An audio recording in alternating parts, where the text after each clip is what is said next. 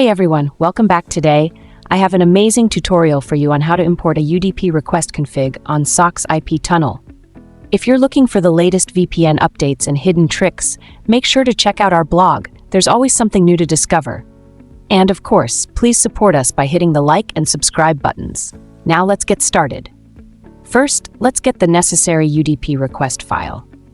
Open your browser and search for UDP and slow DNS files. From the search results, locate the official website link and click on it. Once you're on the home page, look for the menu icon at the top left, the 3 lines or hamburger icon. Click it to expand the options and select UDP config. A small window will open where you'll see an option labeled UDP request. Click on that and a page with a 10-second countdown timer will open. Once the timer finishes, a download button will appear. Click on it and you'll be taken to a list of UDP request configs. Find the latest one, click to open the download page, and then hit the download button. In a few seconds, the config file will be saved to your device.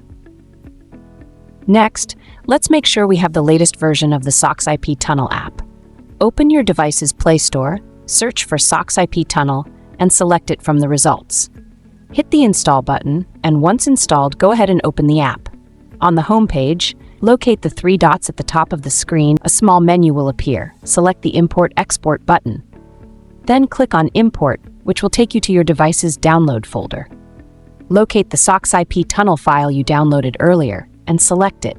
In just a few seconds, the file will import successfully.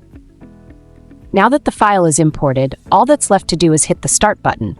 Within moments, SocksIP Tunnel will connect, providing you with a fast, secure browsing experience. And that's it. You're all set up with the latest UDP request config on SocksIP Tunnel. If you found this tutorial helpful, please like, subscribe, and share this video to support us.